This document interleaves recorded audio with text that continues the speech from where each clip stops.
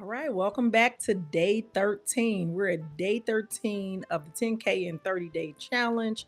And today we are going to talk about a very important concept that we all need to make sure that we understand.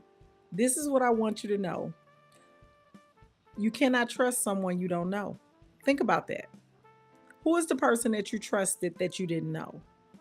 We trust people that we know or that we feel like that we know or that we feel like we know something about or understand them. But the truth of the matter is we cannot trust someone we don't know. And so I want you to think about that because you have to be willing to tell your story. There are a lot of us who are not ready, we're not willing, and we will not tell our story. And so today I want to challenge you to do that. We're going to dive into why telling your story, it's not just powerful, ladies, it's essential. You got to have the trust. The people need to be able to trust you. So what we're going to do today, we're going to break down those barriers and we're going to build connections through our stories. And so I want you to know that people need to connect with you in order to trust you. They will connect through your stories, they will connect through the examples that you give. But we, as educators, we often hesitate to share our stories because of fear of judgment. Yep, you heard me. Because we are worried about other people judging us. But I'm going to give you a little something that's going to help you with that. Why are you so concerned about being judged? I'm going to tell you why. And I'm going to give you an example. A lot of times we'll say, don't judge me. Well, I did this, but don't judge me. Don't judge me because of what I did. And why are you saying that? Because you don't want anyone to hold you accountable. But here's the flip side of that. If you've already held yourself accountable, you can't be haunted by your past. I'll give you an example. We went to a celebration the other day. I had a niece with me. Y'all know I got all these nieces, and we love Tabasco. So they brought out a big bottle of Tabasco. And as we were getting ready to leave, my niece was like, I'm taking this Tabasco with me. She was like, don't judge me. I'm taking this Tabasco with me. What she was basically saying was, don't hold me accountable because I'm taking this Tabasco with me. I'm essentially stealing from this restaurant and I don't want you all to say anything. That's why we say don't judge me. We know that we've done something wrong. We know that we've made a decision that probably wasn't the best decision or that was not in our best interest. And we did it anyway. And now we're saying, I'm going to tell you about it, but don't hold me accountable. But the difference is if you've already held yourself accountable for past mistakes, past errors in judgment, then it won't haunt you. You'll be able to say you did it and take accountability and ownership for it. So again, we're going back to the fact that you need to be able to tell your story. You need to not worry about people judging you. You need to stop worrying about what people are going to say, what they're going to think. And quite frankly, it's none of your business what people say behind your back. So I want to talk to you about the importance of sharing your story. You know, sharing your journey, it does more than just outline your past. It showcases your growth, it showcases your resilience, as well as your authenticity. And it really helps people to see the real you. And that is fundamental in building trust. I don't care what anybody says. People can tell when you are being fake and phony. Even though we may not say that you are being fake, we feel it, we know it, we see it. It's all in the way that you communicate. And we're saying to ourselves, I'm not doing business with her because she's just saying what she needs to say to try to close this deal. Nobody wants to work with people like that. We can tell when you're being authentic, and we can hear when you've grown from a situation and you no longer live there anymore. And so there is a lot to be said about authenticity about yourself. See, people want to be authentic about other people's stories. You got to be authentic about your own story. I want you to think of your story as a bridge that connects two pieces of land. So there's a body of water in between. So your client is on one side, you're on the other side, and there's a body of water or an obstacle that's keeping you all separated. Your story is the thing that can connect and you know, it connects you to others across different backgrounds and different experiences. But without that bridge, there's just a gap.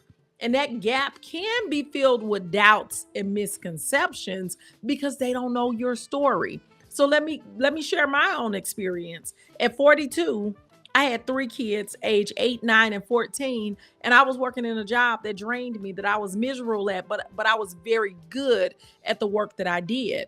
And so I took a leap to start my own education consulting business. I didn't have a roadmap. I didn't know a bunch of people who was doing this. I didn't have a bunch of school connections. I didn't know a bunch of decision makers. But here I am, 8 years later, thriving and helping other educators and other women to live and achieve their dream life. So I share this story in hopes that it helps others in similar situations so that they can feel understood and less alone. When I have more than just a minute to share, I tell them, like all the way down to the nitty gritty. I was robbing Peter to pay Paul.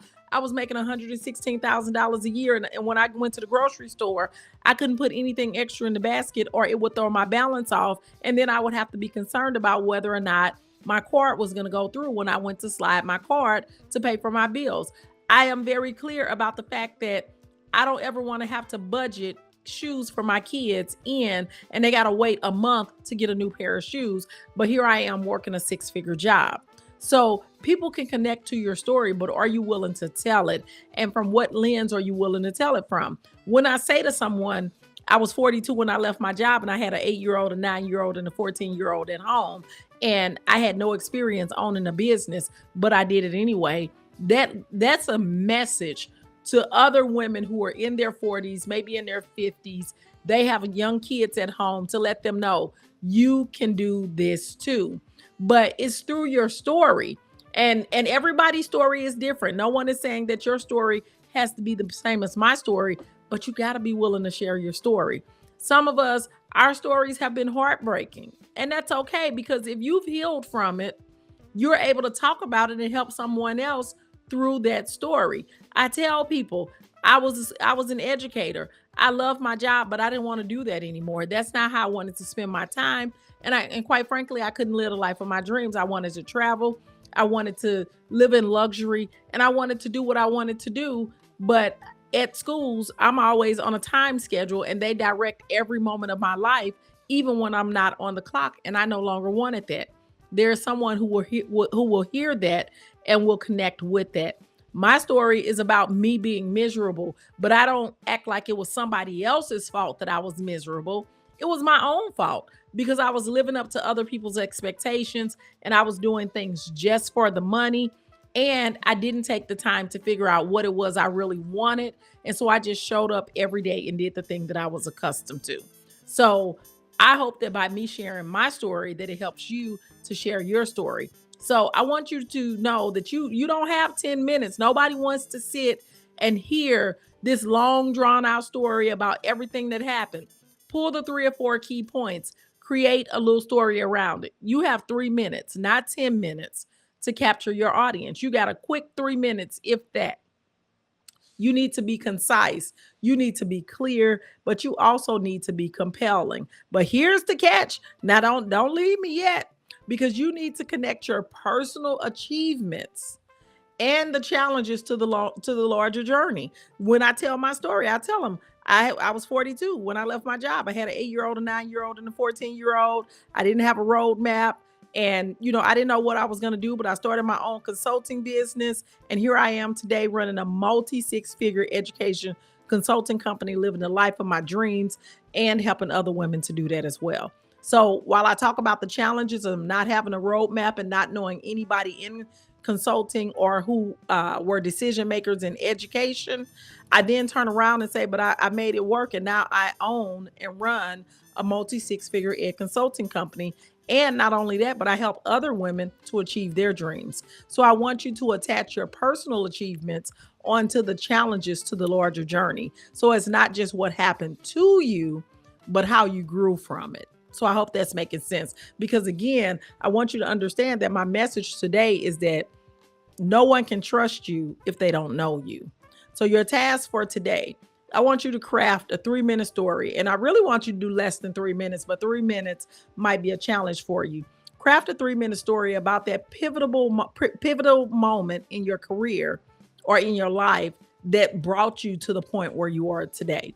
And then I want you to practice it. I want you to share it. And I want you to put it in the comments as well. And I want you to notice how it changes the dynamics of your interactions when you tell people your story.